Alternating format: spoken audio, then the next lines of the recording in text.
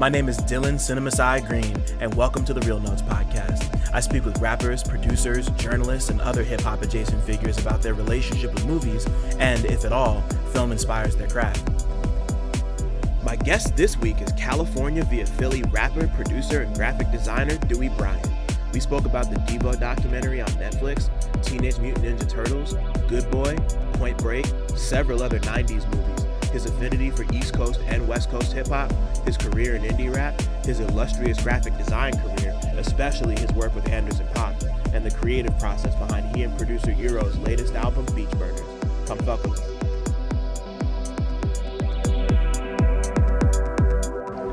How are you doing, Dewey? What's good? Everything is good. I've never been better. I'm just content and grateful and yeah, working harder than ever, but having fun. You got your hands in like 6 different pots at any given time. It's really impressive all the different ways that you're able to kind of fold your artistic ambitions and talents into shit. I'm always noticing. So No, I yeah. appreciate that. Yeah, I like however many burners are on the stovetop that's how many pots I have on. Yeah, I feel it. I'm in the same park, bro. I'm working on like 5 different assignments right now, not including Yep. everything I do with this. And like as soon as we hop off Yeah, here, I got a thing I gotta go fin. That's the hustle right now. definitely. And one thing kind of informs the next too. So you got to have a little bit of a variety pack going on. Right, and you're like, that's why we're here today. Yeah. Which is just like, wait, I gotta do an intro. What's cracking, everybody? Welcome back to Real Notes. Feeling good, man. It's Monday. Lunch has been eaten. Water's been acquired. We're Yeah. chilling. Things are great. My name's Dylan Green. CineMasai. Got a lot of names. Do a lot of shit outside, inside, all sides. It's got to be like 80 degrees out here in Jersey, which is strange because it's October 6th. I don't want to say I'm looking forward to hoodie weather, but hmm I'm ready to bust out like 2 or 3 of these jackets I didn't get to do fun things with last year. So, Yeah. hopefully it starts to get cold soon. But the heat is continually turned up because we got somebody like I was saying before, somebody in here who Hey. just, I mean, like, once again, I'm gonna say I first got hipped to Son's work around the time he was featured as the cover artist for Anderson Paak's Malibu. So Yeah, I'm makes just like sense. I'm looking at this crazy collage and just like seeing hmm all these images and just thinking like who did this? And I eventually found out that it was a fella named Dewey Sanders. Yeah. And then quite a while after that, I realized that he makes music. He's a rapper. He's an occasional, maybe sometime rarely producer. He's a collage artist. He does a lot of shit with a lot of people. Yeah. I knew him as Dewey Sanders. Now I know him as Dewey Bryan, and he's here. Yes. We got Dewey in the house. Yes. What up? What up? Um, Thank you for having me. Yo, thank you for being here, bro. Yeah, I've been like, when you hit me about this, and then your publicist hit me about this, I was like, Yeah. yeah, it's definitely time. Beach Burners is out now. You and Yep. Earoh's project. It's Exactly. real smooth. I was in the park Mm. near my crib yesterday, just walking around, just like taking it all in. It really it's almost nice that we have this like 2 extra weeks of summer just to like this is very warm weather California music, so it was nice to Yeah. soak up some sun and take it in. Absolutely. No, that's great to hear. It's still fresh for you too. Perfect timing for the 80-degree prolonged summer, and we have summer pretty much 24/7, 365 in LA. So Of the course. the album's going to be relevant up until like the holidays, I think. But yeah, we only have like a really quick winter season, so it's a perpetual beach burner summer out here. Right. We're gonna get more into detail on the album itself later, but I am Hell curious, yeah. like how's the initial reception been so far? Because it's been out for almost a month at this point. Damn Yeah, near, it's been if out not for a just over a month. month.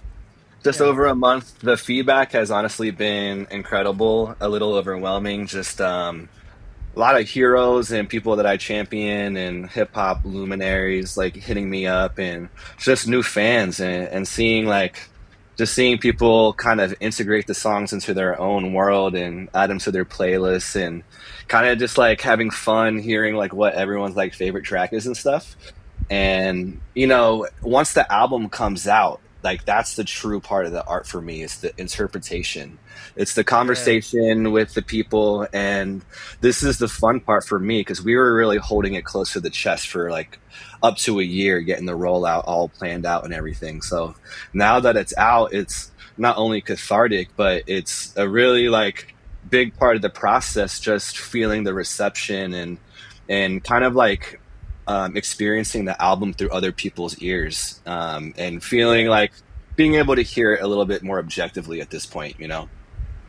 Yeah, like it's always, I mean, like as somebody who typically gets a lot of albums early, that's Hmm. half the fun, is just like you hear it for yourself and you really get to like sit in it and experience it. But then it comes Yeah. out and like you said, like you're like you're re-experiencing and reliving it through other people, like picking out songs and noticing details. And like speaking personally, my Yeah. three Yeah. favorites my three favorites off top were I love Buzzin', I love Bubble Okay. Hash with Chuck English, Yeah. and I think my number one has got to be Off That. Like that's the one that I had to like run back two Wow. or three times when I first heard the album. Wow. And the homies are snapping on that joint too. That's the Philly home team right there. So Drusif and Cam. Um, it's really dope to have the support of the team because it's like a Dewey Bryan project, but there's a lot of people involved in this thing. So I feel like that's really where it shines. It's a lot of these interesting features that are, really like pointed verses and features on these really like relaxed sound beds. So it's been really cool to like get people's vibe from it, and people are picking up like the smooth jazz angle, which is kind of cool. And Mm-hmm. something really funny is like we've always talked about this kind of late night weather channel like smooth jazz aesthetic, and a lot of people have been commenting like on the sound direction and the bars too. So it's just been a really cool experience like coming out the gate with this kind of project with all these people involved. It's really been a blessing, to be honest. That's so fire. And like the smooth jazz element was something that Yeah. I didn't immediately pick up on when I was first Hmm. listening to it, but I was reading the interview you and Earoh did with Gary over at Cabbages, and like Yeah. he really locked in on that, and it made me go back and appreciate that even more. Um Totally. And Man, it's definitely yeah, like yeah. more pertinent on certain tracks like Chef's Kiss to Real Chop to Epiphany. You get those really like almost like sleazy Kenny G moments that I really like, the kind of like the elevator, like shoulder pad jazz. I love shoulder pad jazz. That shit is fire. That's fire. I love that. But there's one more question I wanted to Hmm. touch on before we get into Yeah. movie stuff. Yeah, yeah. Where did it go? Oh, I just lost it. Oh yeah. So I mean like I know I'm not the only person who was first introduced to you through your artwork, and I'm Yeah. sure that's still kind of happening as more people come to Hmm. realize who Dewey Sanders and Dewey Bryan is. So like, what's it? I mean, like Hmm. this project got a really big push, relatively speaking, and like, Yeah. are you Yeah. you know like are you noticing that there's more people who either figured out Mm. that you do art as well, or like coming in for the music and realizing you do art? Like how's it been sitting at that intersection? Yeah, that's a really interesting question because I do have this pretty large fan base on the visual side. And that's why the rollout was so long because I was doing this like quote unquote audience conversion, right? Trying to introduce people to Yeah. the fact that I have music coming out. And honestly, like there's still a ton of homies that don't even know the album came out. So it's honestly like my focus is really about the people that are supporting the album and that like it. So like my energy is going into the very, very niche inner circle and people in the industry and my homies and people that I respect. And that's really like the fan base that I'm cultivating is like this really tight circle. And I want to give them stuff for like being like early, and we'll Yeah, touch on that more later, but for me it's like I'm not really trying to convert everybody that likes my art to my music, because some people aren't really there for that. What I'm trying to do is find new fans, and really like champion the people that are riding with me already. Um, yeah, so it's a little bit of a whole new. I'm like starting from scratch in a way, and the numbers on Spotify reflect that. But it's kind of a long term play, and I'm really like I'm doing it because I like making art, right? So it's really yeah, like the value is intrinsic, and I know that like the songs may be discovered in a larger sense, but to me, the one person that discovers the video and comments, or the two homies that really get it, like that's the most important thing to me. yeah. Absolutely. Yeah, because like those are the people who are really going to be tapped in and be willing to support on a different level than somebody who's like a casual and was like, "Oh, this guy did the cover for," but like of course like the person Yeah. who maybe recognizes you for like the future cover might be like, Mm, "Oh, cool," and then maybe that person turns into somebody who becomes a yeah. diehard. But like of Yeah. course like of course you want to focus on it's the age old question of like, would you rather have a million people stream your album or 1,000 people pay for the album? Like, Yeah. and like that's the like and like Hmm. naturally like I know where you sit because I Definitely. sit there too. And I sit there too, and I think my art is very niche, and it's like a little bit different, and I don't know if it's like really, really mainstream ready. Like even on the visual side, it's just like it's heady material, and I'm making it for myself and like-minded individuals. So I think the reach is going to be pretty organic and grassroots. But as far as like, we're talking about the reception of the release, like the reception of the album happened before it came out to me, because all my Mm, people that I respected were like, yo, this is crazy. So I already felt validated before the thing dropped. And I had one of my heroes, like the Grouch from the Living Legends, at my listening party. I had like a lot of homies that I really look up to in Philly come up to the listening party there, and like Science comes to the other listening party. So it's like it's just yeah, like it's happening without me having to like really like prove it. It's like the music is there, and I think it's just attracting the right kind of people, you know what I mean? that's yeah. I mean, like that's really all this is at the end of the day is just like Yeah. connecting with like-minded folks and wanting to share Yeah. in that experience. And I mean, I think I think this is a perfect opportunity to really delve into some movie shit. Speaking of Yeah. like connection and all that, so let me ask you the first question I normally ask everybody who comes on here, which is Sure. what was the last movie or TV show you watched that you had a strong opinion about? The last movie or TV show that I had a strong opinion about. It could be good Um, or bad. But yeah, yeah. Let's see.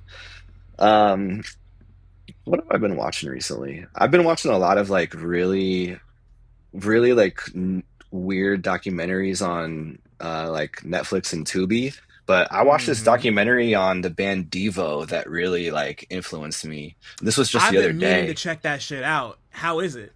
It's amazing. And honestly, like it's almost similar to the like Talking Heads documentary, Stop Making Sense, where they're kind of like just like changing my brain chemistry about how you can do performance art in the music space, and Yeah, seeing how Devo, they were making like all these costumes, and they were like changing their gear, and really when they're performing live they almost looked like machines, and they're wearing the same mask. Like it's really, really trippy, to the point where I'm like, what is this, and how can I borrow some of these like really crazy art school ideas to my live set?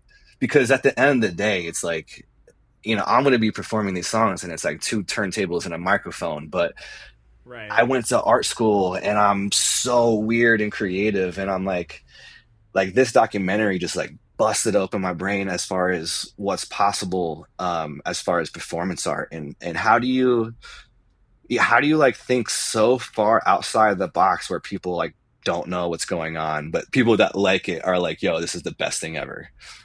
That's so dope. Cause like I mean, like I'm not gonna front and sit here and act like I'm like a huge Devo fan in terms of like the Yeah, music, but of yeah. course the first thing you see, the first thing you notice about them is the look and the hats and like the style, and of course like everybody knows Whip It, like that song is Everybody knows everywhere. Whip It. Yeah, I think I saw that for the first time on like Beavis and Butthead back in the day.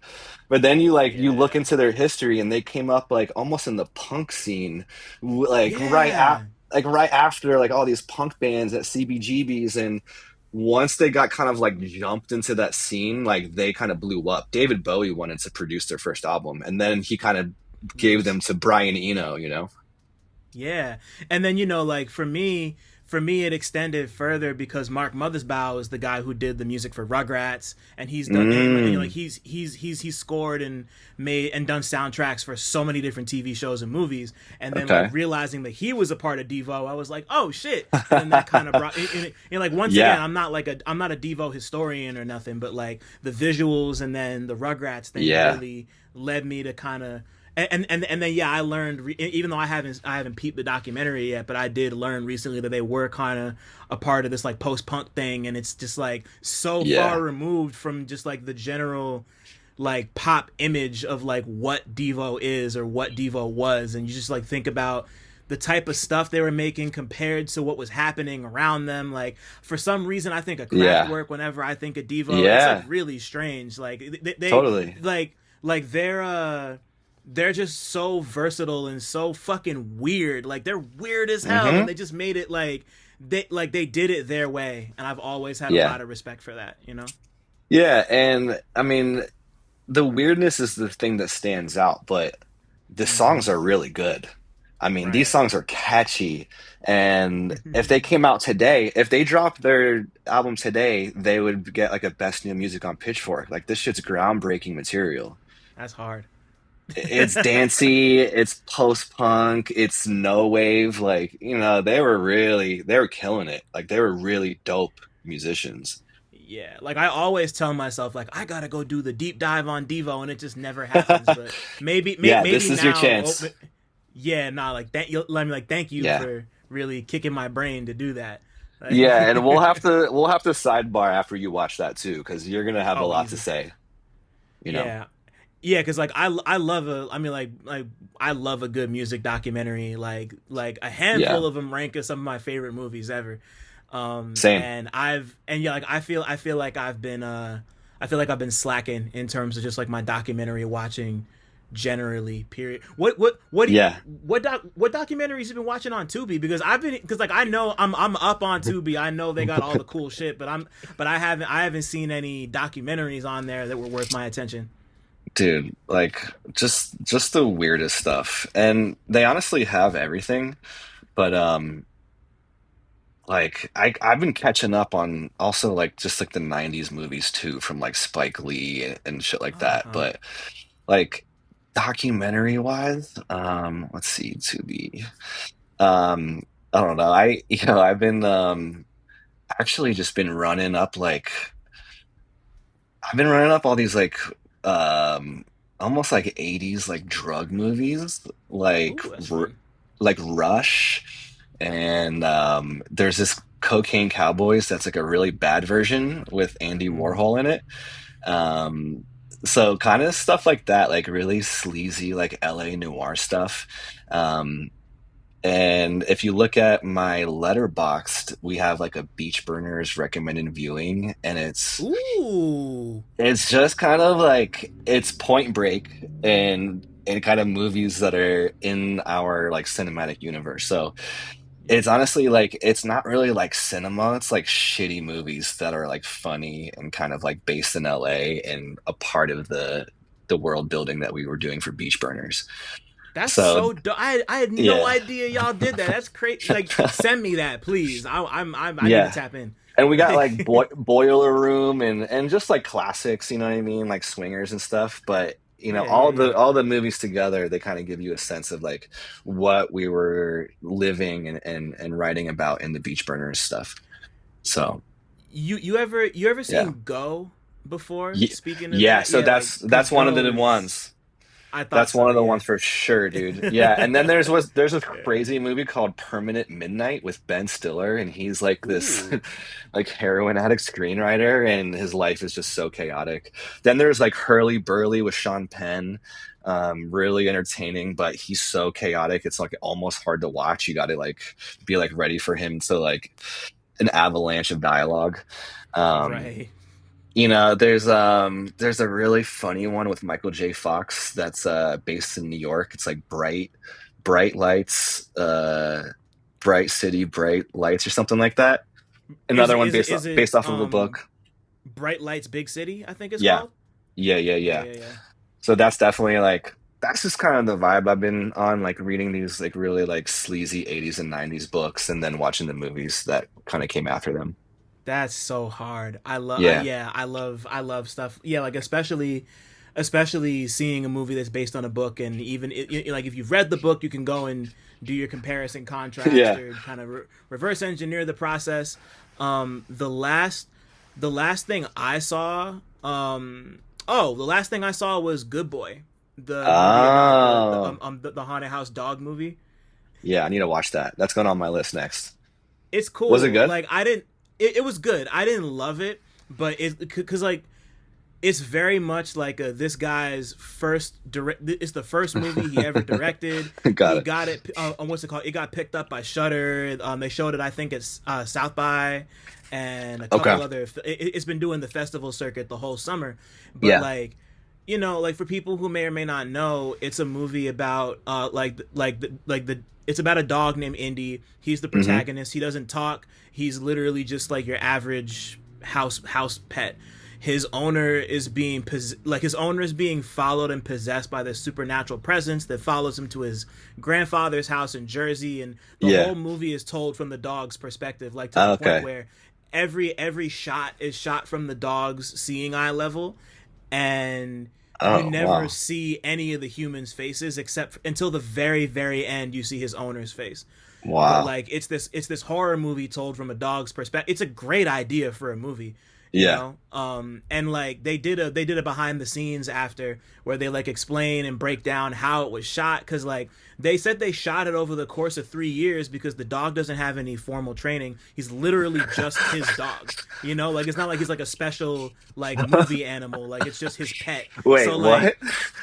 like they would show scenes where like they have all like the coloring's like super washed out and it's like black and faded and scary looking, but then they'll cut to like what the actual set looks like and everything's like bright and lit, and they're just like, hey Mm. Indy, look at the toy up here, like look at this shot, like look at the camera, like it was like real funny, and it made me appreciate the storytelling behind the whole thing even more, even though I Yeah. thought like it's very much like well, I don't want to call it baby's first movie because it's like a lot of work went into making it, but you could tell that this is my first movie that I've ever directed, and like it's not like I'm thinking about, because like comparing it to things like Blair Witch or like Yeah. Skinamarink that just came out a couple years back, or like what was the other thing that made me I'm trying to think of like these like big.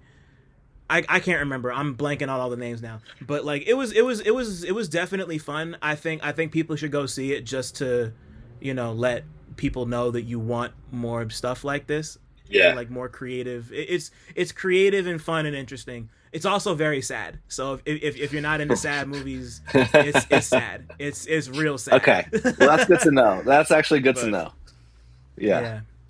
Um, but I want to run it all the way back for a Okay. bit with you, Dewey. What was the first movie experience you could remember having? It could be at the theater, it could be at your cousin's house, just like the first thing that comes to mind for you. My first, I think it might have been um Teenage Mutant Ninja Turtles Uh-huh, the classic. two in the theater because yeah, they had the turtles like at the theater that day. So Oh wow. it was crazy. I was like bugging out. Like it was pretty intense. Like the little like I forget how old I was. I think I was like it probably will date me, but I think I was like 6 or something. Um, and yeah, if I remember correctly, there was the turtles there, and I was a victim of the time. So like I was digging on like the Go Ninja Go and the whole like Vanilla Ice Wave. Um, unfortunately, but yeah, that was my stuff. Like I was really invested into the Ninja Turtles. You know what I mean? Wow. Like, yeah. Okay, so who's your favorite turtle? You know what? Um, I think like I think Michael, but I was always really intrigued by Master Splinter in like the craziest way. Like, Interesting. yeah, like the kind of like the pseudo spiritual nature of the Master really intrigued me. I was like, this is like I gotta like look more into this. Like, what is this like? What is this vibe that this rat is emanating? Yeah, cause I mean, like even just thinking about all the different iterations of the turtles, like Splinter, Yeah, it's weird because like the turtles and Shredder and everybody can kind of get, like they all have these wildly different variants and versions, but like yeah, Splinter is kind of the same in basically every version. You you know, know? like whether it's the OG movies or like the Hmm. Fox Kids show that I grew up on, Right. or like the CG joints, or like the new one that came out 2 years ago. Like Splinter is just he's always the same in every version of these movies, and I've always been fascinated by that. You know, Yeah, he's the guru. You know what I mean? He's the spiritual leader. yeah. Nah, he's the one who's got to be grounded and really hold everybody down and Yeah. come for advice and kick some ass when he's gotta, and then that's it. Yeah, yeah, exactly. Real simple list. Like, Yeah, he commanded respect and a little bit of fear, but I was yeah, just really interested in his vibe and wanted to be a master, you know? yeah, that's dope. I mean, like that's better than my answer. I was just gonna say I like Donatello. Like, Yeah, that's yeah, a no, pretty typical answer. yeah, cause like like he's like the computer dude, and I like Yeah, purple. yeah, So yeah, exactly. like, The tracks. yeah, But what about like as you get older and you start to Yeah, refine your palate and expand your taste? I like to think of this next one as a capital M movie, like yeah. one that really stopped you in your tracks and connected with you Mm, in like an emotional, artistic, or just yeah. like the one that really grabbed you as like this is a movie type shit. This is a movie. Like this is okay. Let's see. What is man? What age range are we talking about here? Just like, Like pretty much any time from like a teenager on, or like any yeah, era really, just whichever one kind of yeah. strikes you. Because Well, again, this yeah, this is gonna continue my fascination with bad movies, right? So, let's go. as a old kid, as a young teen, I was just really, like I said, into Point Break.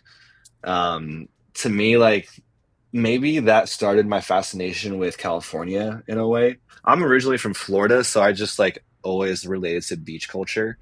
But Uh-huh. something about the bank robbers being like surfers was like that kind of like hit home to me because I don't know, my pops was kind of like this like surfer outlaw kind of type. So I guess when that movie dropped in like I don't know, like 92 or I forget what year. I was like maybe like 11 or 12, about to be 13 or something.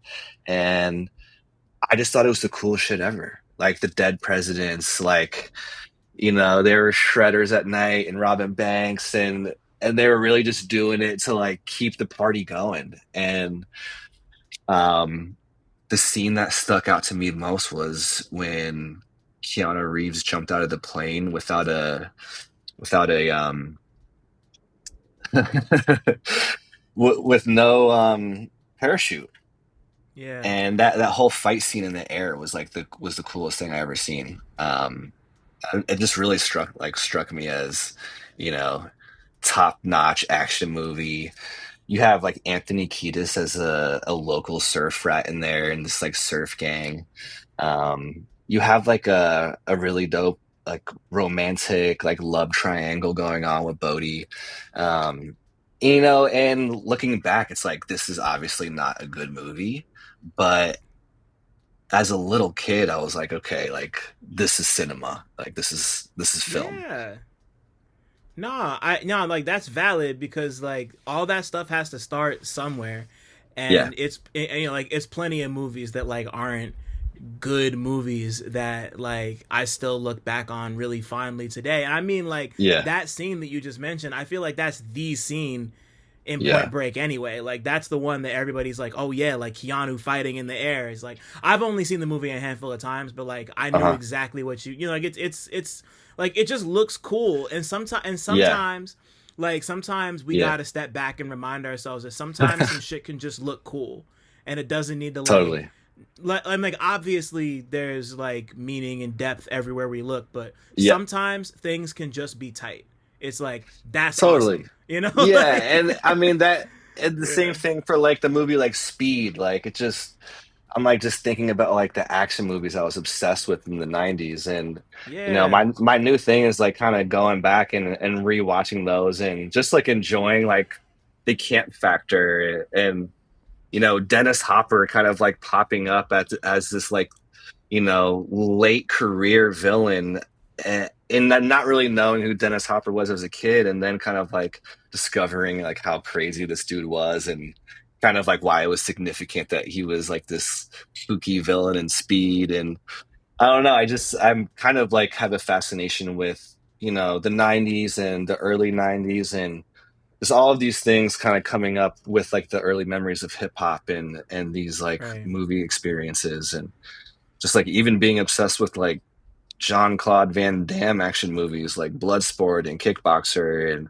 that's like the kind of stuff like I grew up on. And when it right, comes to when it comes to like actual like film and like cinema and stuff, like I'm still kind of like discovering um like really important like seminal things. Like of course I love like all of like the gangster movies and recently like watched like Serpico with Al Pacino and kind of like yeah, deep classic, cuts like that. And the thing that I love the most about those movies are like the fashion and the styling and how you're kind of recreating those period through like the period piece like designs and how accurate some of those fits were. yeah. Like the Serpico fits that Al Pacino was pulling.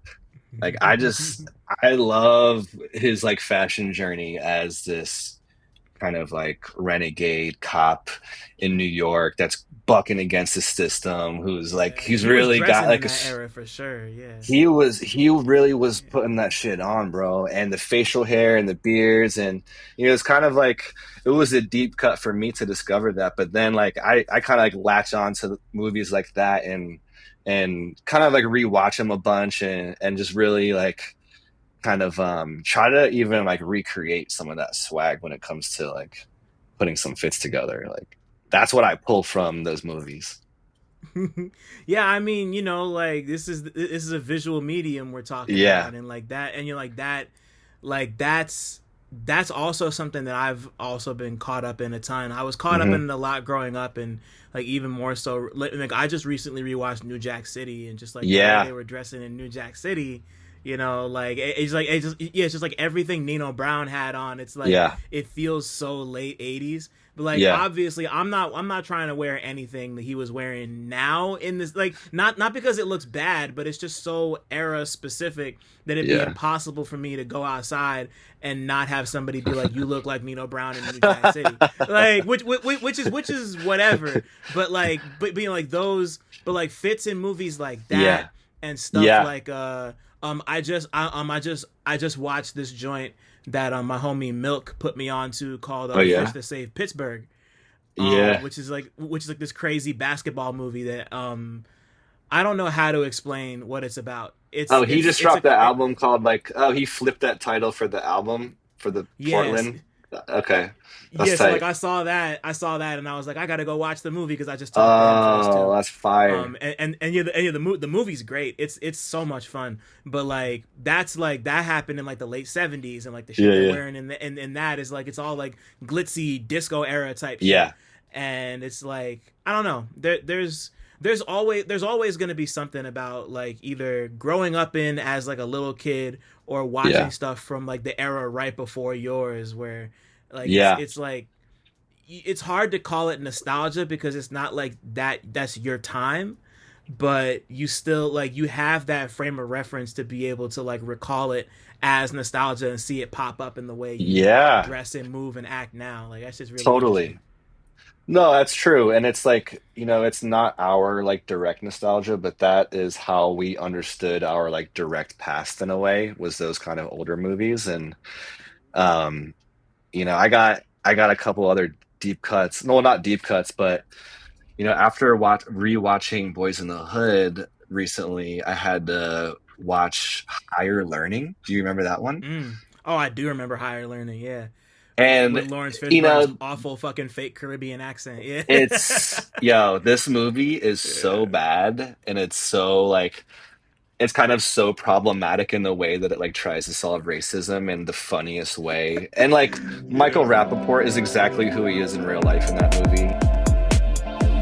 My fault. Sorry to interrupt, but I just wanted to shout out the Real Notes Patreon one time.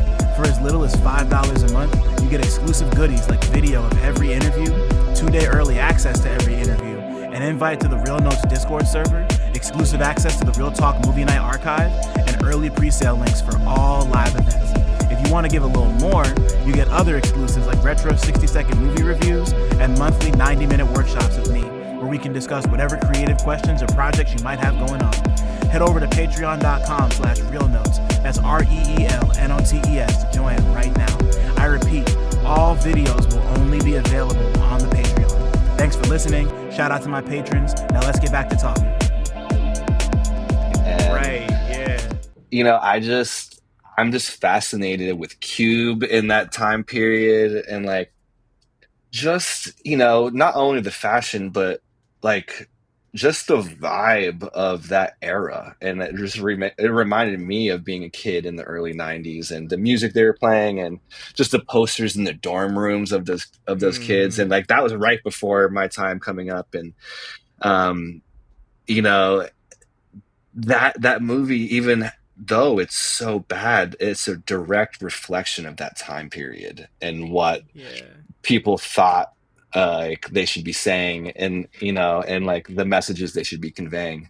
But you have Larry Fishburne kind of playing the same role throughout those movies, and the actors, they are moving through these movies together, playing very similar roles. You know what I mean?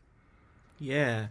I mean, like, I'm so interested in like where rap came into that for you because you mentioned earlier that this is around the time that the music and maybe like maybe not Yeah, movies themselves, but like yeah, the visual aesthetic was starting to click together. So like, when did that start yeah. happening? Well, it's a really like kind of gray area, I think, because I grew up skateboarding too, so I would get a lot of the rap music and hip hop from like early skate videos. So not Mm-hmm. only the movies, like growing up with these movies, I feel like I never had like a aha moment. Like hip hop was just there. Like we were a product of the time. Like we grew up with MTV. Like I never realized like what hip hop was, because it was just like always around. But my first like kind of possession of it, or like, hey, this is my thing, I think kind of came a little bit later, like junior high. But I remember being like, you know, 13 or 14, and like I would always be like coming up with like raps in my head. Like I'd like wake up in the morning, and I would just have like maybe like 4 or 8 bars or something just like in my head, that I would just like have to like either like write down in my like math notebook or whatever. So it was like really an organic thing. But I remember getting the bug heavy after I watched this thing called The Blaze Battle on HBO, and like Idea from Idea and Abilities won it. KRS Oh was the wow. judge, and I was like, I freestyled every day in gym class like after that, and this must have been like, I don't know, 97 or 98. I don't even remember. But that was when I took command of like doing it. I just remember like I wanted to rap so bad and I wanted like everyone else to do it with me and I wanted to like smoke them and be better and like all of a sudden I was like 16, 17 and I was just like really dedicated to like hip hop and kind of like esoteric with my taste. Like I would buy like the Jay-Z albums and stuff, but it was like the Roots and Jedi Mind Tricks, and then like Anycon and all this West Coast stuff, like Living Legends and Hieroglyphics, Souls of Mischief, and you know, all of a sudden I'm like one of the only kids in my like high school that liked like West Coast hip hop, and like no one Right. really knew Yeah. what like Souls of Mischief or like Pep Love or Opio or all these people that I thought were like the dopest. Um, and I still like Nas and everything, but my taste always gravitated to more like artsy, a little bit more esoteric stuff, and Yeah. I was able to enjoy the mainstream stuff a little bit later with hip hop. I Mm-hmm. was just always like I like the heady stuff. I like really really lyrical stuff, and then later I was like, okay, like let me see what's up with all these Jay-Z albums. You know what I mean? I'm like, okay, like I get it. And then like even when Kanye was dropping, I really wasn't like hip like that. I was just catching the stuff on the radio. And then later I would discover the stuff that I liked. Mm-hmm. And I mean, like, as somebody who also really enjoys like the hieroglyphics and Yeah. like Dell. Like I've been thinking about Dell. Dell a lot in Dell. particular because I know Yeah. I know like of course Deltron 3030 is turning Yeah. 25 this year. Wow. They just played it. They just played in New York, and I'm so That's mad I couldn't crazy. be there to see it. But I like remember when I bought that album that day. Popping really, it in from Best Buy. Yeah, and that intro wow, was like just the most sci-fi hitty shit ever. But yeah, that's what I yeah. was that's the kind of shit that I was into. But yeah, like you were saying, like you probably appreciated just the whole range of everything Yeah, I, I, early I on. like to I like to think so. Yeah. I mean like growing up when I was really into like everything coming out of the South. I was huge into crunk. I Yeah. was huge into Yeah. Jeezy. I was huge Yeah. into like Ti's King was a big album for me. But I was also taking in like a bunch of stuff on the Yeah. radio, Yeah. everything happening in New York, like 50 Cent and G Unit and like Dipset. Okay. Like that's my era. Like Yep. Diplomatic Immunity and like when Jim Jones broke out and had his Yeah. solo career and We Fly High happened. Like that's like, and yeah, of course, this is also like Kanye time. So like, Yep. I was just thinking about this earlier today. Like, Late Registration was a huge Yeah. album for me. Yep. Like really, those first three Kanye albums were like that stuff, Speaker Box, Yeah. Yeah. Outcast. Like just like Totally. you know, yeah, yeah, and then a little later, I got into like Street Sweeper stuff and like K Slay, and Uh-huh. really started paying Okay. attention to like the mixtapes and shit. All right.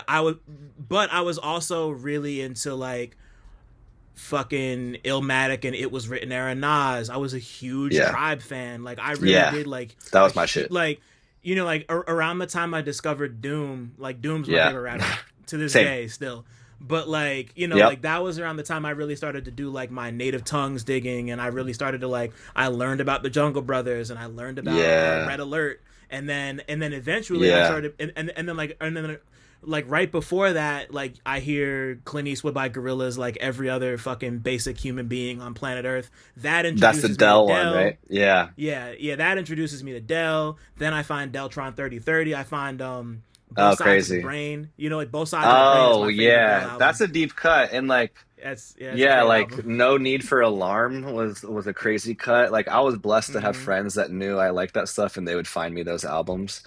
But yeah, like what a time. Like the 90s were just so fruitful and like when you said Tribe, I was like Tribe, like that was like kind of like my identity in a way. Like I Yeah, I like I remember finding that Low End Theory album. I stole it from my stepbrother, and that those first two songs, I was just like, holy shit. And then it was like, like the songs on Tony Hawk Pro Skater were really fire, and Sound Bombing and yep, Lyricist Lounge 1 and 2 came out. yep, yep. And even like Eminem was on there, and it was just like, it was like Mos Def and Eminem and like I don't know, just a bunch of random people. Quasimodo was on there. I was like, who is this Quasimodo? And then I found out that was Madlib, and the whole loot pack thing like just set me off on a whole nother direction. Like I was Yeah. really into the West Coast artsy stuff, but also like, growing up in Philly, I was like the Roots were kind of my like golden standard as far Yeah, as how just could like they not be? music. Like, Yeah.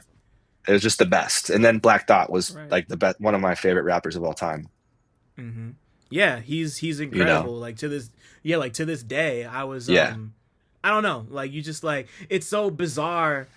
Like every once in a while, like my lady loves watching Jimmy Fallon clips. So like every Yeah. once in a while, we'll just be like watching like the game show they do with celebrities, and they just like Yeah. call him Tariq, and I'm just like, and yeah, I'm just like Martha Stewart is playing like Pictionary with like one of the best rappers who ever lived right now, and people just like they're like not freaking out about that enough for me. It's Yeah. it's No, it's really it's so crazy. strange, It's kind of, like, yeah, the Black Thought thing is weird, and obviously because he's associated with Roots and being this live band, his qualities and value as an MC are often overlooked because he's part of this larger thing. But right, I mean, if you watch the Funk Flex freestyle that goes on for 10 minutes, yeah, yo, like I don't know who can go up to him and with that kind of gravitas, energy, knowledge. The dude was off the dome too. And it's like yeah, you see it on clips a year before that on Funk Flex, or uh maybe it was like, the morning show or whatever, but it was with Meth, and it was Thought and Method Man, and right. Yeah, Thought's yeah, going off the that was dome, Sway. and Meth That was is he Sway. sweat and yo, It was Sway. Method Man Yeah. pulls out his phone, bro, and everyone's killing it, obviously, but that you watch that clip and you see how Thought is a different breed, bro. Thought is like, Yeah. yo, he's untouchable, bro. It's like Thought, Yeah. Doom, and Rock to me. Like that's my top three. Like, Marcy? Rock yeah, Marcy? Yeah, yeah, yeah, yeah, yeah. I can see that. Yeah. Hell yeah. for Like, sure, yeah, bro. yeah, yeah, yeah. No, it's just like I don't know. Like there's so many rappers I love and admire, but like regardless of what personal lists are, you can't look at what Black Thought does and not be like that's how I feel about Doom. It's just like you just like Yeah, hear the way he put words together and the way he crafted worlds, and yeah.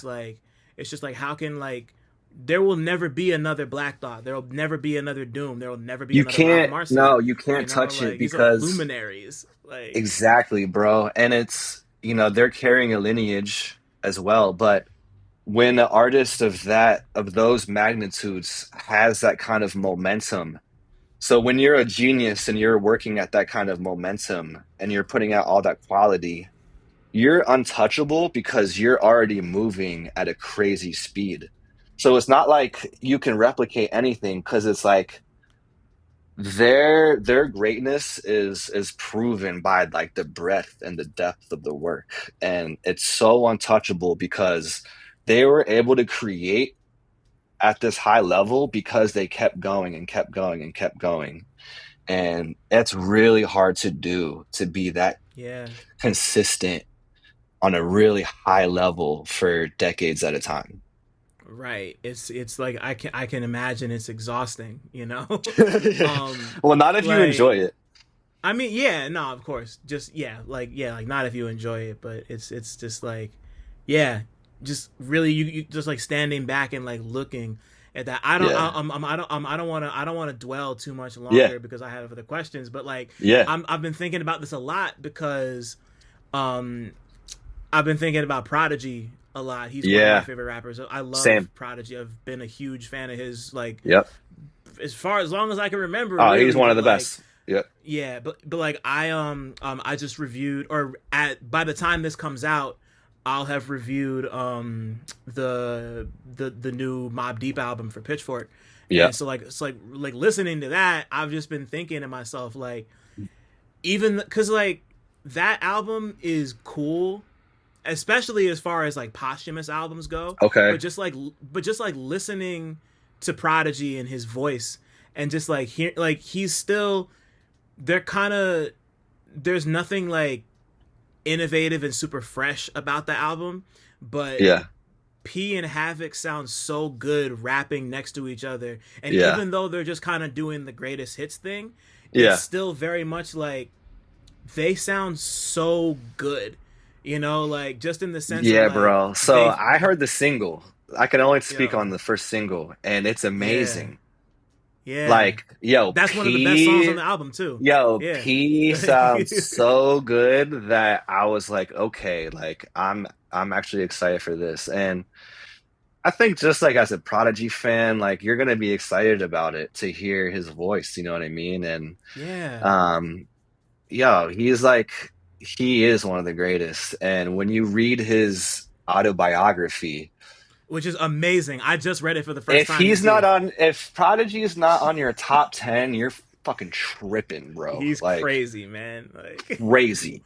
one of one. Like Crazy, bro. And like, yeah, like, and you gotta have all the Mobb Deep albums on wax too. Like, it's just foundational stuff, and it's so interesting how yeah. Q-Tip was involved in those early albums. You know what I mean? Like, Yeah. Like Tip has always been one of my favorite just producers and rappers and executive producers. You know what I mean? Like for the Mhm. culture, and Right. to know that he was deeply involved in a lot of the early Mobb Deep stuff, Yeah. it just made a lot of sense. Like it's just perfect hip hop, perfect rap music, Yeah. you know? Like, yeah, like, it's just crazy to like he really was there from the beginning. They were just waiting outside the Def Jam office Yeah. and they asked him like listen to our tape and he was Yeah. like, "Okay, this is dope. Come meet my people." You know, like he like really he didn't have to do all that. That's how it And worked then back in the day too. Like, yeah, you had right, a you tape. know?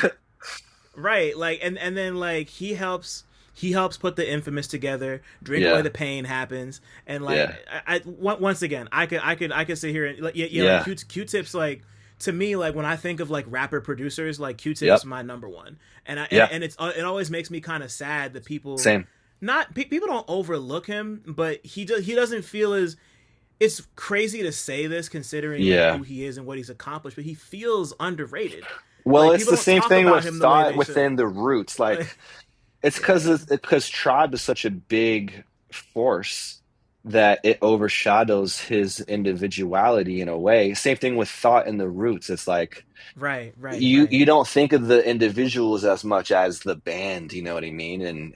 right. And that's for better or for worse, but people that know what's up, they know. You know what I Right. mean? Like they know Tip is the OG, and we wouldn't be anywhere without his production sensibilities and his random, fetish for mini Ripperton albums. Like, Yeah. like that stuff turned us on to all this jazz too. Like, Uh-huh. Q-Tip Yeah. was a goat for that.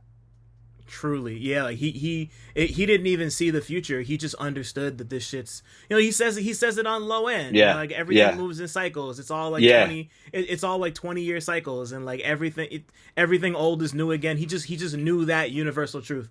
And that's yeah, why yeah, like that's why it just kind of unfolded the way it did. yeah, But man. man, Interesting. shit. Yeah, totally. But I mean, like you being so like at this point you were Yeah, in Florida, but you moved to Philly. yeah, You're like as entrenched in this culture as you can be. yeah. And when so like at this point, when did you know that music and art was going to become more than just a hobby for you, and that you were like actively doing it? Like fuck this shit, Um, you know? I mean, I went to art school and I was recording music even in high school. So, like I was with local musicians making cover art for them even before I knew like that was a job or a career. Like fresh out of high school, I was making covers for our CDs that we were putting out. I put out Wow. a EP called Zombie Sessions when I was in junior college in like 2002 or something. Yeah, like I'm a old head. I'm a OG, bro. I've been rapping since the '90s, but I've been recording since the early 2000s, and it wasn't even like a knowing. I was just like already doing it. Like I was already doing it. Like Mm-hmm. it wasn't like, oh, I want to be an art. I already was an artist.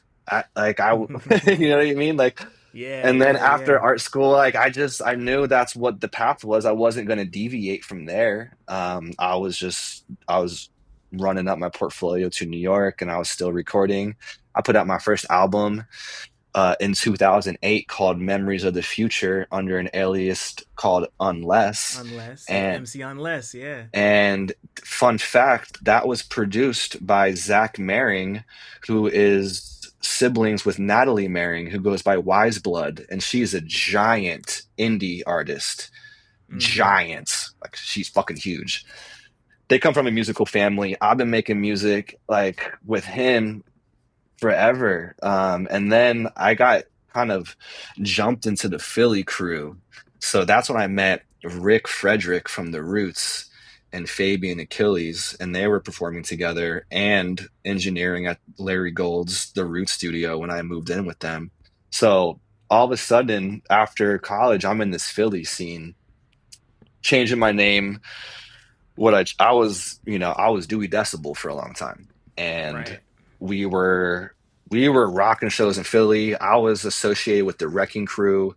Curly Castro was over our studio all the time. We were Shout out to the boys, man. shout Those out are my Curly, OGs. shout out Zilla, shout out, Prem Rock kind of I was introduced to later, but Small Pro, like, there's a lot more to talk about with Small Pro, by the way. But that was my Philly family, bro. And we rocked a lot of shows. We put out a lot of music together under different aliases. There's albums under an alias called the Rubik's Cube Exclusive. And these albums are produced by Rick Frederick from The Roots, and they're gas. But it was even Mm-hmm. before Instagram came out, bro. So we were just doing all this stuff in Philly, killing it, rocking big shows, opening up for like people like Pharaoh and Talib in New York and shit.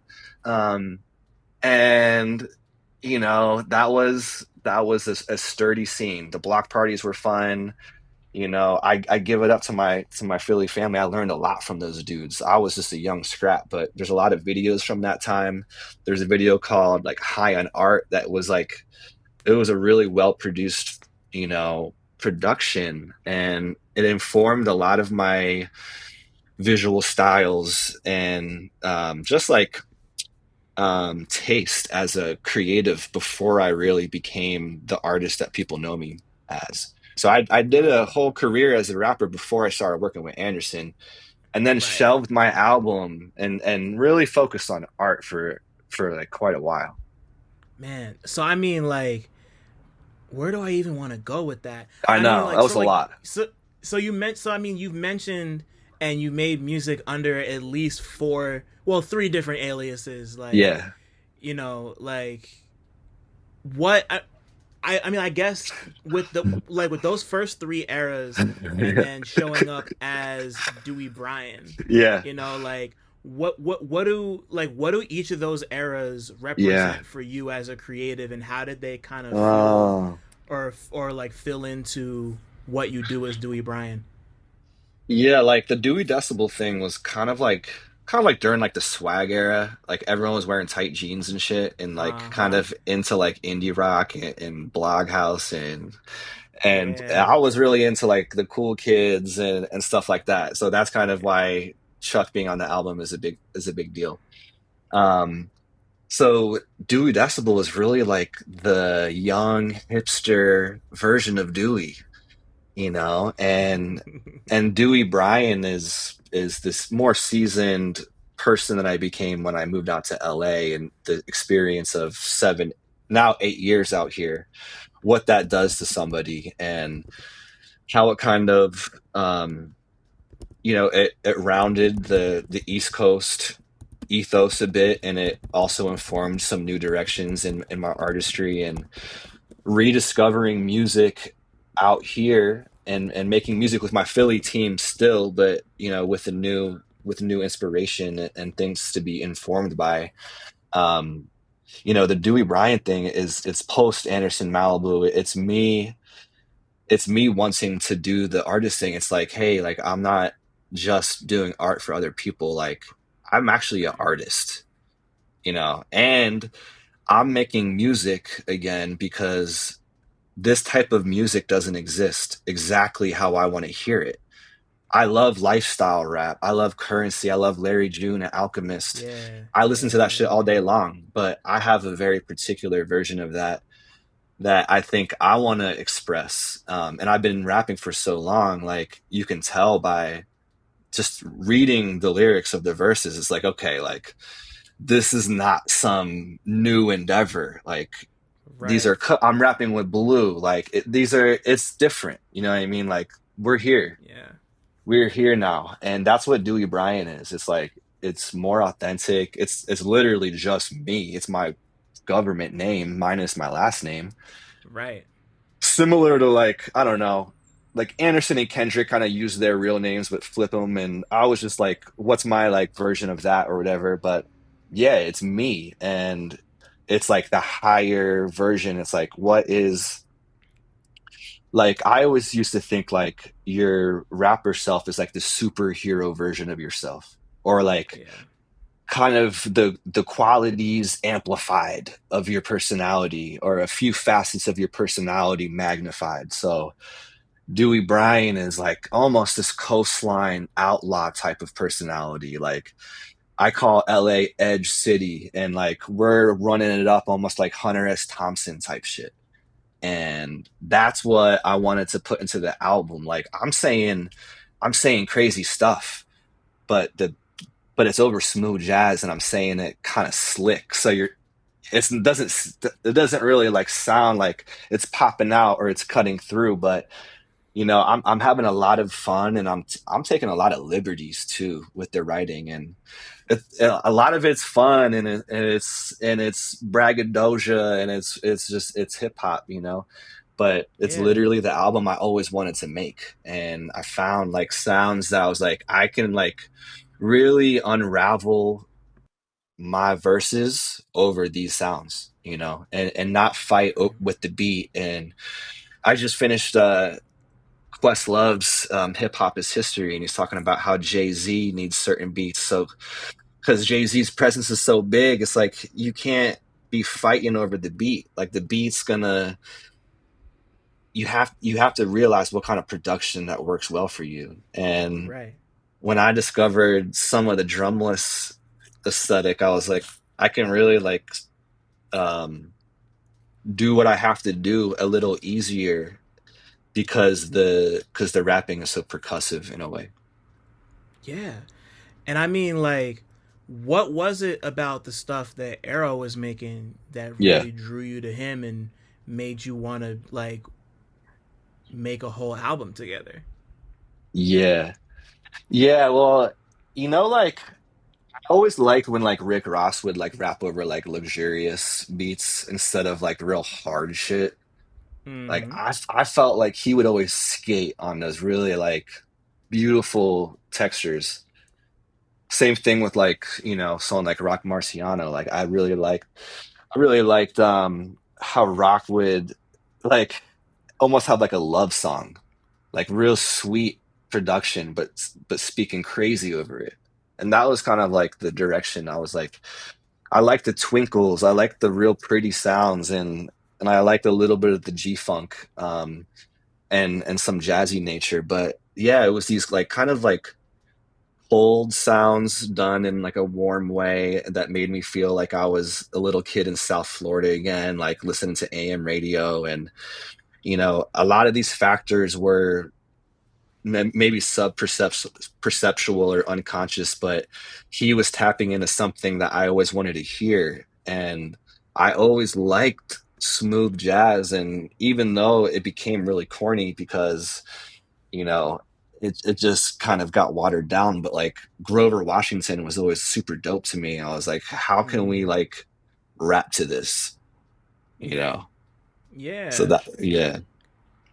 And I mean, like, I think that's where, like and innovation and freedom always kind of live at this Mm, area where it's like nobody's really messing with this, or they haven't done this in this way. So like, how can I I mean, you've been putting forth this whole notion of just like wanting to be the creativity and the change you see in the Yeah. world, and Yeah. I appreciate the way you're doing it here, because like, as somebody else who also loves lifestyle rap, I Mhm. mean, like, particularly like over the last like decade, Yeah. like, when you talk to a certain type of rap fan, Yeah. they tend to turn their nose up at stuff like this. It's just Yeah. like, oh, it's like there's no entendres, the beats are too smooth. Where are the drums? Where's the lyrical finesse? Like, why are you not Yeah. like flowing like Yeah. it's like Yeah. a certain type of listener who Yeah. wants to hear nothing but the Black Thought freestyle, Yeah. which, like, that shit is dope. But like, Trust speaking me. as somebody who's like big into like Pilot Talk era currency, and Yeah. it's just like, Yeah.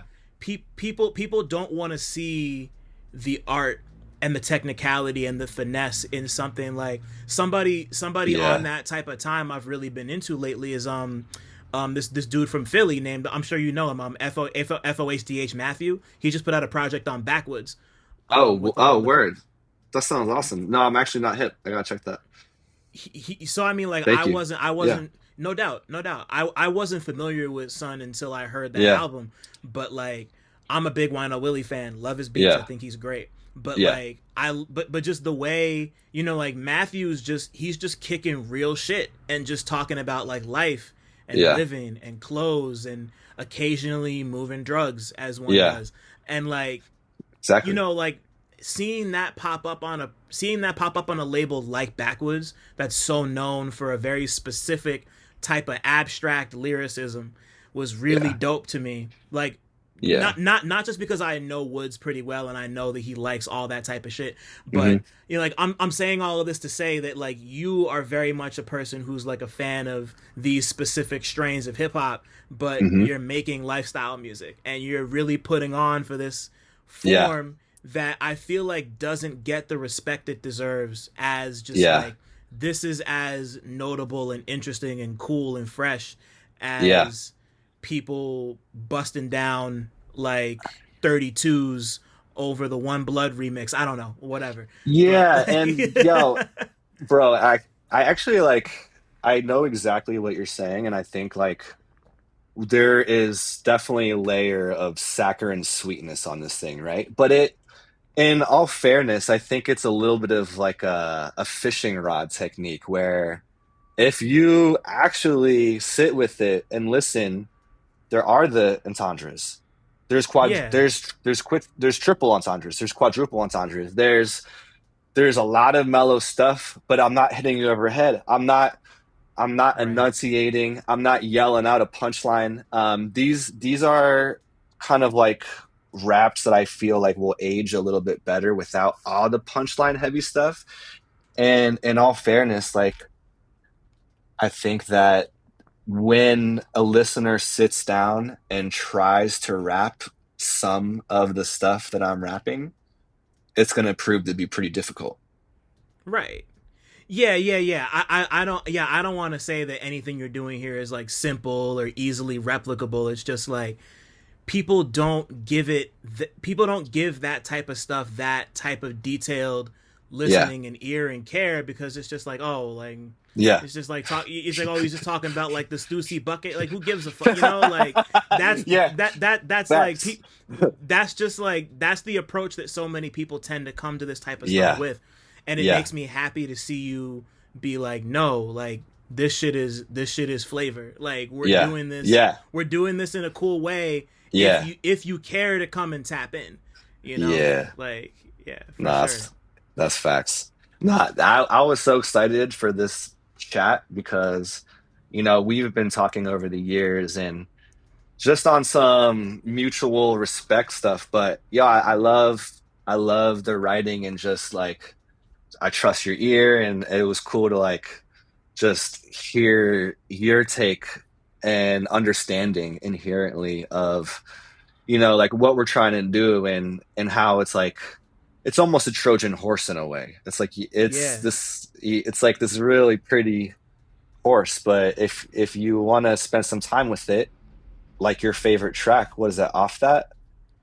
Mm-hmm. That's that's a very personal track. That's a very personal track, and we're all talking about some pretty deep stuff on there. Right. And I mean, like, consider, I mean, like, not to say that's the only song on here where Yeah, you are, but yeah, it is kind of the most potent one. And like, yeah. like that combined with the beat really made it stand out for me. So like now that we're on the Yeah, topic, like, yeah, please, and then of course having it kind of be like split up at the end too. Please break this yeah. song down for me. I'm so interested. So off that, like, I feel like the hook is almost a traditional hip hop trope, like whatever you on, we off that. Yeah. And I thought that was really funny, and I like that kind of energy. It's just like the Philly in me sometimes, like whatever you on, we off that.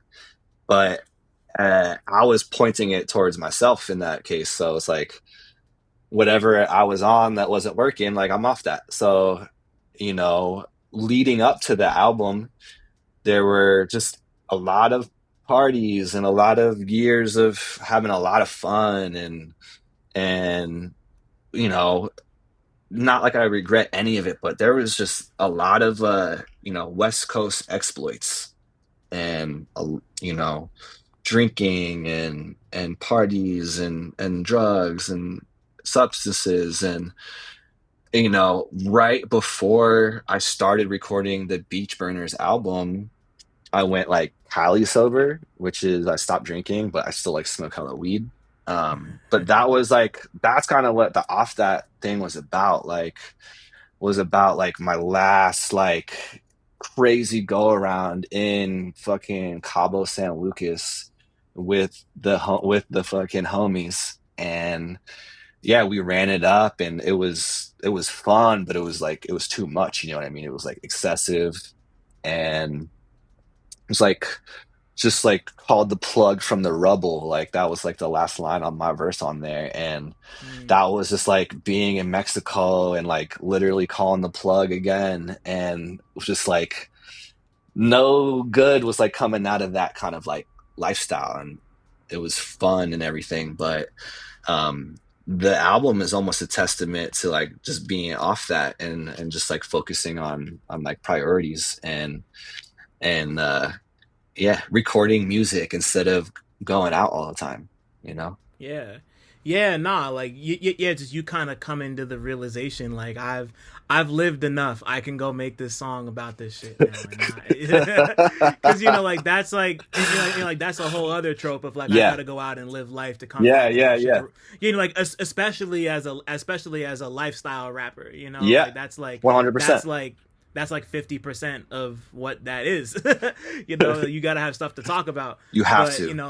but yeah, like that was like that really like that and Bubble Hash really stuck out to me. Mm, Like those were two songs that really like stuck to my ribs, and when I got home from my walk, yeah. I like ran them again and was like, That's what's yeah, up. like Yeah, I yeah. love to hear that. And obviously Bubble Hash is a really important track for me, not only because of the Chuck feature, but I'm really proud of the rapping on there as well. And it's just, Yeah. that song is almost the opposite of off that, because it represents the height of hedonism in a way. So it's like, I feel like we took lifestyle rap and we really ran it like all the way and then some. And if you make a menu out of all the food and drinks and things that are like in that one song, like it's hedonism at its finest. And I Yeah, think man. like that as a concept can be basic, or you can break it down and explore it. And that's kind of what we were doing on like just album wide.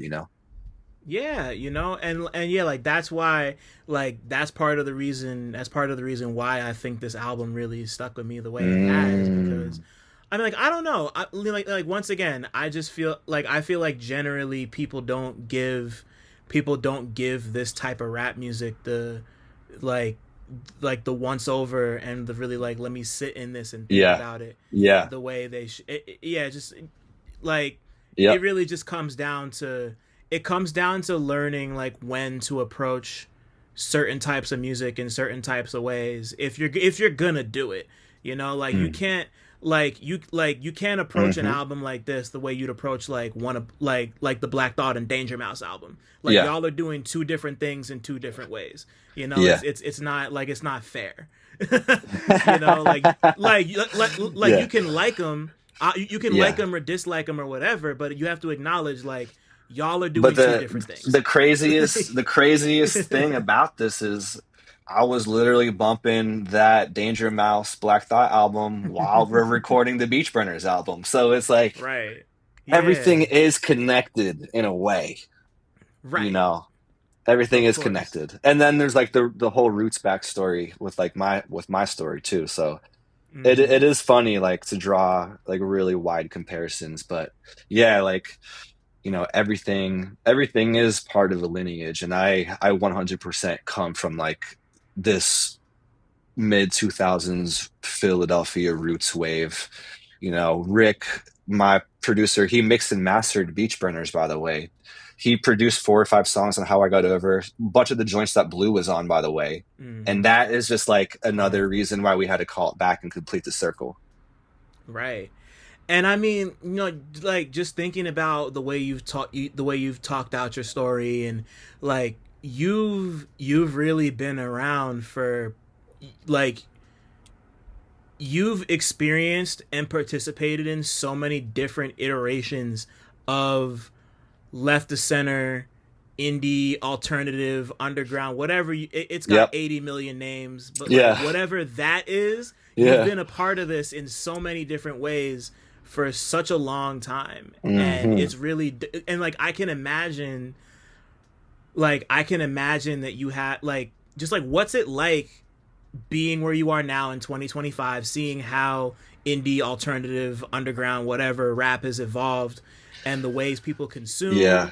Yeah. like the trends that have come and gone. Because like Yeah. I obviously, love this question. I yeah. love I mean, it. like Jedi Mind Tricks is like different from everything that like Yeah. Mutant Academy, for example, is doing, and like everything Backwoods is doing is different Yeah. from Yeah. Yeah. like Yeah. not totally different, but I think like it's the peak same, rhyme bro. sayers. Yeah, I like think it's it's the yeah, same. It's the same energy now. yeah. The fact that Billy Woods is so popular and respected. When Zilla Rocca first played me Billy Woods, maybe in 2011, I was like, this stuff is different. It's potent, and Yeah. he's doing something really different. I was like, and I almost it took me a little while to get fully into it. Um,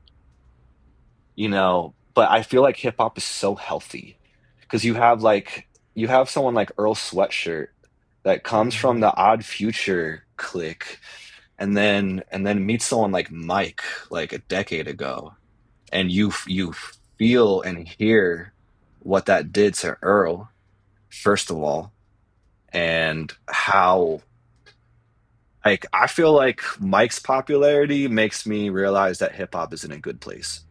Yeah. Agreed. Agreed. Like it's, and I mean, like I'm saying this as somebody who's like those like the whole 10K squad. They're really doing something super duper special. Yep. I was at yeah, like I've like having been to Young World and been to damn near every show that he's done since he's like gotten. I mean, like Yeah. I remember seeing Mike and Slums open for Deem Spencer at Huh. Muchmore's in Brooklyn, like a hole in the wall bar. It was like either right before or right after May God Bless Your Hustle came out. And then Yeah. Yeah. earlier this year I saw him play sold out Irving Plaza. I saw him do sold out Webster Hall last. Like like that, It's like you crazy, said, bro.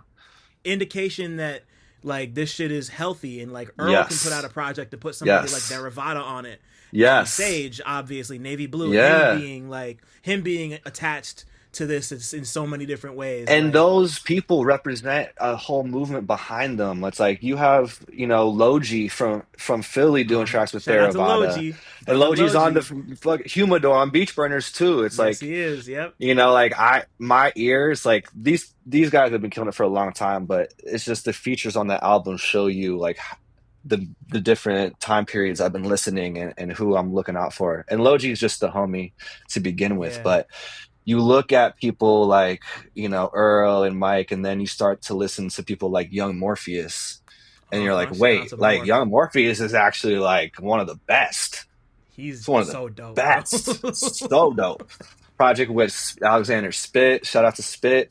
Mm-hmm. He got a whole project produced by iDress, like, Yeah. so I got the cassette for that right over there. yeah, that's Yeah, what I'm yeah. saying. It's good Like shit. within that world, like there's just all these people that are connected, and Mike and Earl are like, kind of the figureheads to that kind of wave. But I feel like hip hop is so healthy right now, and it reminds me of, Odd Future reminded me of Wu Tang. Like it's just everything does Yeah. come in cycles, and right now it's like I love it. I love what Boldy James is doing. I love what Larry Mm-hmm. June is doing. I think Yep. like even though everybody's like doing different stuff.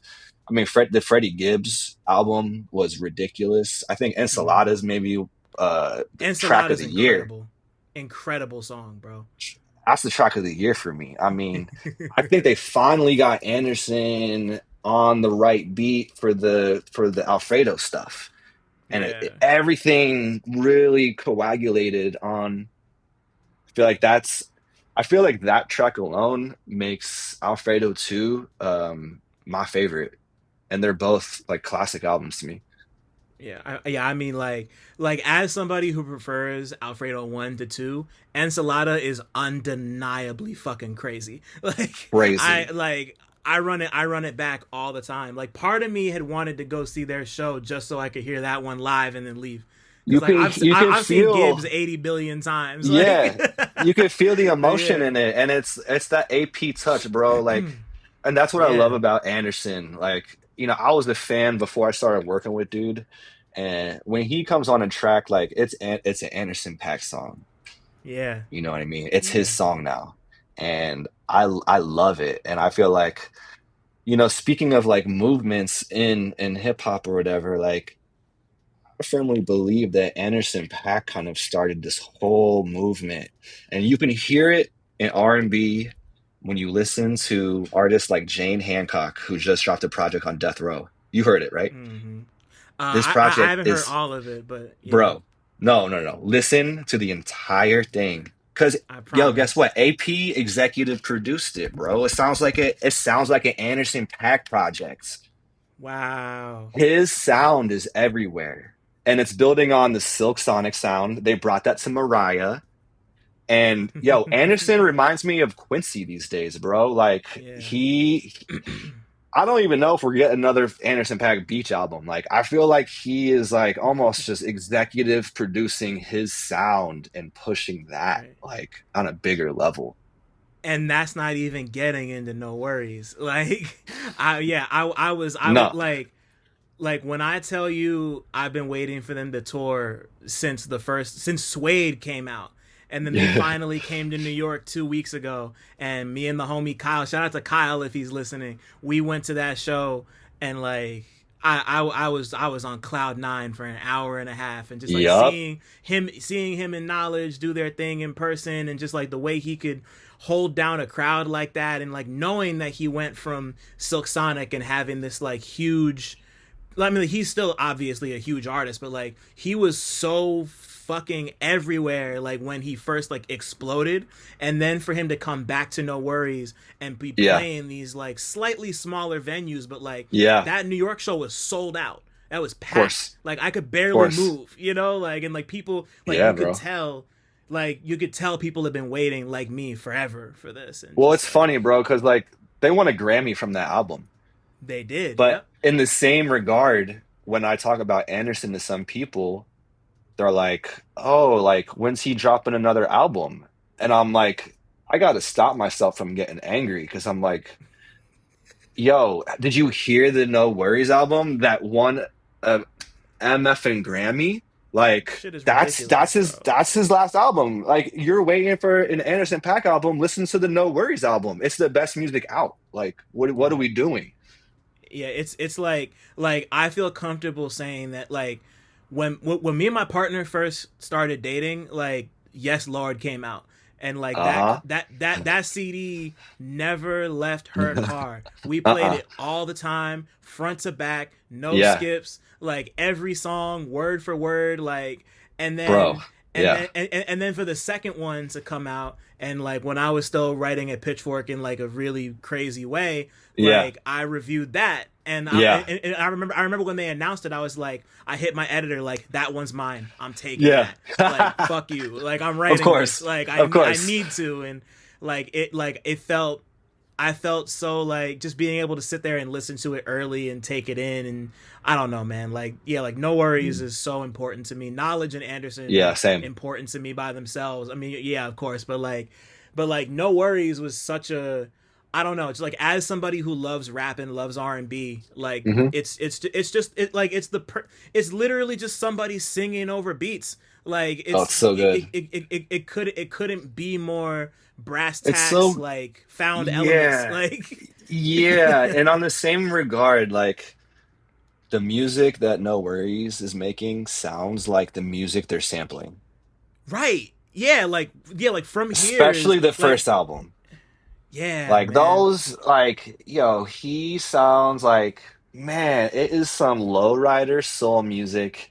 And even though it's just singing over beats, it like they tap into this crazy energy where it's like back in the day when they were first doing these songs, like we were trying to get him to be called like Breezy Lovejoy, like I in the No remember. Worries band, Oh, because okay, like okay. because it almost made more sense within that group, right? It's like 70s and groovy, and it's like all these love songs, all these soul songs, all these R&B songs. So I feel like it's a different personality, and like those tracks are classics, bro. Like, and I've obviously the Grammy, nod reflects that other people are hearing it, but I also think like not enough people are hearing it. And Yeah. just as big as Silk Sonic was, like I feel like the No Worries album should be celebrated in the same regard. Oh, easy. In my opinion, I think it should be celebrated more, but that's just me, you know.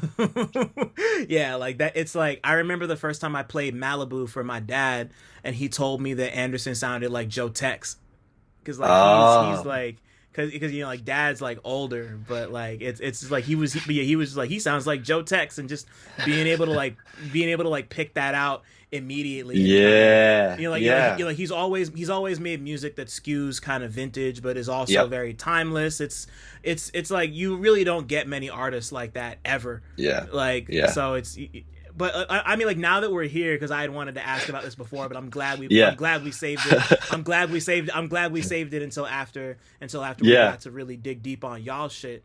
yeah. Um, I wanna touch on a handful of the collages and covers you've done before we wrap this Sure. up.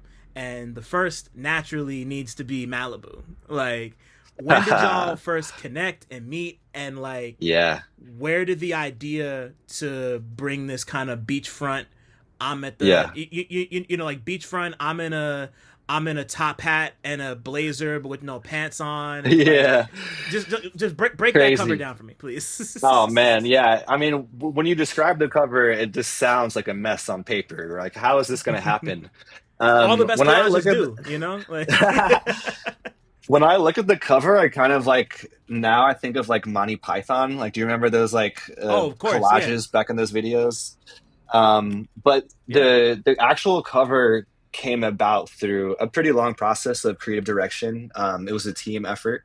So I had been working with Anderson since the Venice campaign, but Right, right. after Venice, they toured, they recorded, Anderson recorded Compton with Dre, obviously. And then when we came back to Malibu, um, there was a creative director involved named Corey Gomberg, who kind of came up with the concept of taking inspiration from 70s albums, all these 70s rock albums like, like Pink Floyd and Led Zeppelin and Jimi Hendrix. And because Anderson had a vintage leaning sound, it's like, how do we reflect that within the artwork? And we started going through all these like vintage 70s rock albums and kind of compiling ideas based on, like the Zeppelins and the Hendrix. And we found this one cover from a band called 10cc. And if people that are like Dilla heads, they know this band because he sampled them a lot, but it's a pretty niche band. And they had an album called Deceptive Bends. And on this album cover, there's a diver on a dock holding a chick with a crazy sunset in the back. And for some reason, we were really like tuned in on this one cover from 10cc Deceptive Bends, and we did a whole photo shoot that was going to be reenacting, recreating this album cover. Anderson Mm. was supposed to be the diver on the cover. This is low key. This is like very deep lore right here. Um, it's almost been 10 years. I don't even know if I should be saying this, which is perfect for the podcast. Um, Bro, like there's this cover that exists that no one has seen and no one is allowed to see, Mm-hmm. but it exists. We changed it the night before Malibu was due, right? So like we had this whole concept um of kind of like the 70s rock cover, and then it was like all these like aqueous inspired, oceanic inspired imagery. The album's called Malibu, so we're like, we took it to the beach. What's at Malibu? It's the beach. It's shells, it's the fish, it's the water, it's the coastline. Let's superimpose Anderson on the beach and collage like Monty Python style all around him to make this crazy Malibu scene. So, within that process, we got like a really dope photographer named Eric Ian. He ended up shooting like a bunch of stuff for like Pharrell and onto crazy stuff. He's an OG. He shot the photos of Anderson that are on the cover. Um, Mm-hmm. we flipped the concept last minute so that Anderson wasn't like the diver in the 10cc cover, but we chose him at the piano because that was like the only other option, to be very honest. They needed the cover. It was like the night of Thanksgiving 2015, and they needed the Malibu cover ASAP. And Anderson calls us from Canada. I'm on the phone with Corey. I'm in Philly. Corey's in LA. Anderson's in Canada, bugging out about the cover. He's like, I look like Brian McKnight. Like we can't go through with this. Yeah. And Corey's trying to talk him off the ledge. I think Corey said the Brian McKnight thing. I was like, bro, like let's just finish this cover. I had been working on it for weeks. It's 3 a.m. We find this picture of him at the piano. I pop it into the collage, send it over to Anderson. It's the middle of the night. He loves it. And it's like, yo, this is dope. I put some texture on there. I finished it up. We already had the background. It all like clicks into place. Anderson's not, he's a drummer. Like we have him on the cover playing the piano, and it's just such a random and very bizarre, and it just really feeds into the nature of collage, right? It's like all these things are not supposed to be there that are superimposed. It's really surreal. It is just absolutely irrational. So the fact that he's in his boxer shorts, in a top hat, playing the piano, it kind of like made sense. We're like, yeah, this is it. Yeah, yeah, um yeah. and then like if for people that own the vinyl and they open up the poster inside, it's that scene kind of continued. He's still at the piano, surrounded by the sirens or whatever, the chicks, and they're underwater, covered by the coral, by the fish. And yeah, like we really like we made a really tight digital collage based off of my like current analog collage style. So we were able to move everything around, but it was it was a style that was kind of also a vintage kind of style, the way I was already working, but it lent itself to doing stuff for Anderson because he had vintage leanings. And it honestly was a marriage made in heaven, because at the end of the day, when you like see the cover or hear the album, they feel like almost like the same piece of art. the cover emanates the sounds and vice versa. So I think like at the end of the day, that's really like what we're trying to go for is to capture the essence and translate it visually. And I think with Malibu, like it just kind of happened in a magical way, you know? Cause it really does have this like, it really does have this like rap and B fusion, but Yeah, also like but also like soul and R&B of the 60s and 70s type shit yeah, going on, and like and like that was like it made this huge splash when it came out because people had already heard the yeah, Compton stuff, they heard yeah. Suede, and then Malibu drops, and like of course Venice had already Mm, happened, and right. like it's yeah, like everything you said, and just like hearing the story behind it, like as somebody who spent a lot of time with that album, like it all makes perfect sense to me. And even Yeah. just like like even just like the notion of you talking about just like trying to like meet the music where it's at when it comes to Mm, the art, like that makes me think of the work you did on Futures the Wizard, and yeah, like because like that's obviously not really a collage piece, it's more just yeah, like this crazy pop art type of thing that right. really, like it for lack of a better word, pops in a way that I've never seen a Future album cover. Well, actually, no. Mm. I take that back because I'm about to forget about Beast Mode, and I love the Beast Mode cover. Ah, yeah, Um, yeah, yeah, but or Beast Mode and Monster, but like talk to me about yeah. what you were thinking about with the Wizard and like meeting the music where it's at with that. Yeah. It's also another case of really good creative direction. Shout out to Spike Jordan, who I had worked previously with on stuff for Lil Uzi Vert, and he was Future's creative director at the time. So it was light work, honestly. I went in there with some like Sex Pistols imagery, some punk rock ideas. They already had the photo shoot planned out. They built this forest scene in the studio in West Hollywood. So I pulled up with a file of typography. They just wanted me to do the Mm-hmm. type. So I pulled up, I Gotcha. had the Future of the Wizard, and they were taking all the photos and they just like wanted to see my type on every photo that came up. So as I start working on the packaging, I'm using the punk rock direction and I'm like photocopying all of these photos from the photographer, Nick Walker. He's a really dope photographer who did all the stuff for Alfredo as well, all the videos and stuff for them. Um, Mm-hmm.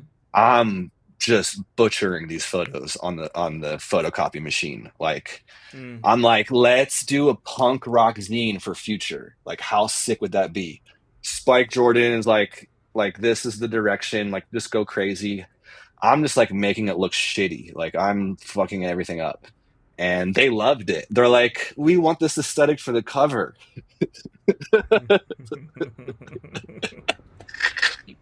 I'm like, bet. So okay, so they ended up hiring me for the cover after we did the single art because the single art had that punk rock aesthetic that they liked. Just Mm-hmm. real gritty, black and white, just duotone, just mashed out completely. And they're like, "We want you to mess up the cover." I was like, "Bet." So we we took it to this like really like grimy kind of place that was it was inspired by the Sex Pistols, but it was also inspired by, I mean, there was like a Frank Zappa cover that we were checking out. Spike brought me Hotel California at first. He was Wow. like, "This is like crazy." And the thing he liked about that cover, this is how weird designers are. He was like, "That light blue line around the photo on the cover is gas." He's like, "Let's do something like that." I'm like, "Sure." And like, a lot of the ideas were based on these like really niche kind of design tropes from these like albums that we'd find. We're like, oh, like let's do something like the Hotel California. Maybe let's do something like this Frank Zappa thing. And then throughout all these inspirations, we kind of like landed on this like kind of like gritty rock star look for Future, and it matched like the music at the time.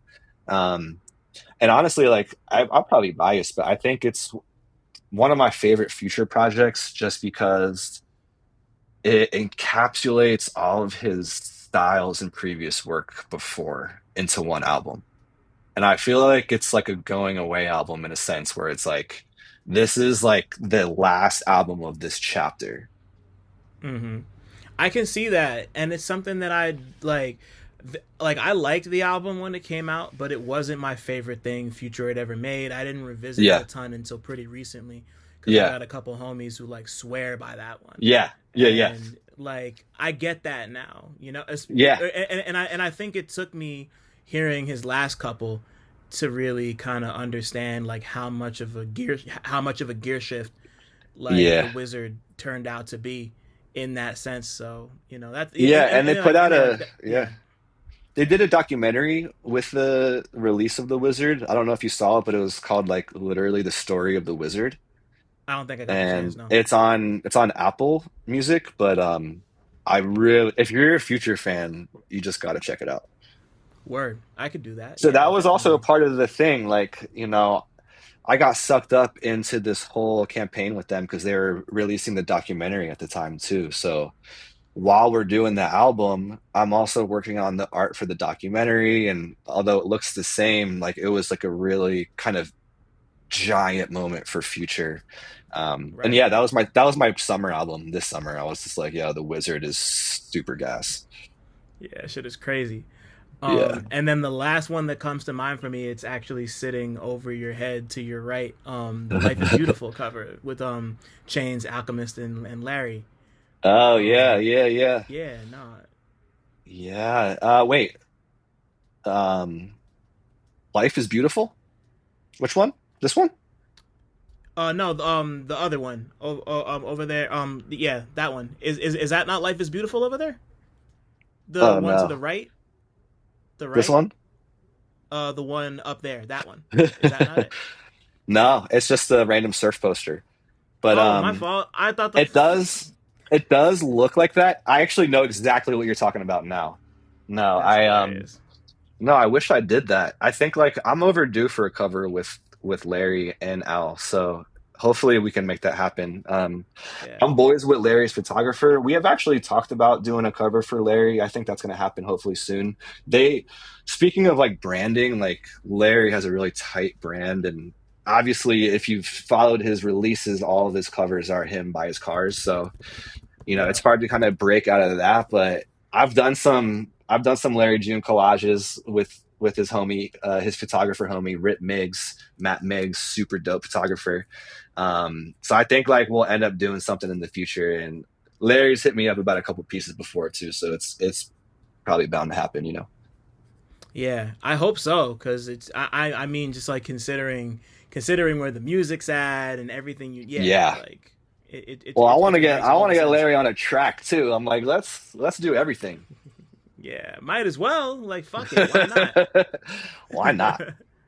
Yeah, but yeah, I mean, like, actually, I'll save closings for after I ask you my last question, which Okay. is, Dewey, if your life was a movie, what would it be about? My life was a movie. It would be about this underdog artist from the jungle in South Florida, and just a wonderful journey of meeting like remarkable people, and almost like I want to say like a big fish kind of ending where it's like everybody that thought I was just talking like really large tall tales my whole life. They all meet at the end and realize it was all true. Yeah, it was really that guy. Yeah, yeah, yeah, yeah. You know? I love that, especially because I feel like Big Fish is a super underrated movie. Movie's extra fucking dope. Big. I'm about to watch Um, it again, and just something about that scene at the end really touched me as an artist, and just breaking out of contemporary reality for a second, and kind of humoring these other ideas. Agreed. Yeah, because like like you gotta inspiration's gotta come from a lot of different places. It can't always come Yeah, from the same source. And yeah, just to have that culmination of your life just kind of staring you in the face, and not even on some like validation shit, but on just some like, wow, Yeah. I did all of that. You're just Yeah. like, whoa. And Yeah, exactly.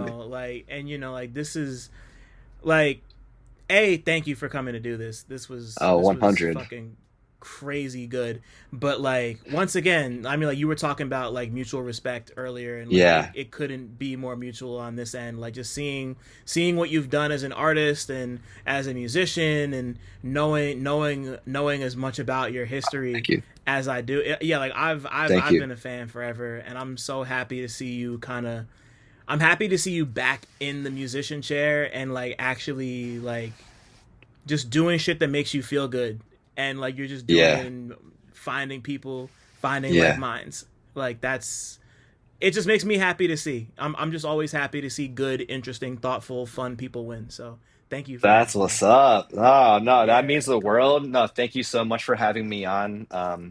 I'm a fan of your show and, general just outlook and writing practice, and just point of view. I think that POV is really important, and just to have real listeners and for people to really be listening and to really be reading these days is truly paramount. Yeah, man, it's tough out here, like being a Yeah. journalist, podcaster, content creator, whatever you want to call it, is just like, it's really a crapshoot. So anybody who pays me any sort of mind, whether that be a listener or Yeah. somebody like you wanting to do the thing, it's, I don't know, it means more than I could ever hope to articulate. So yeah, That's dope.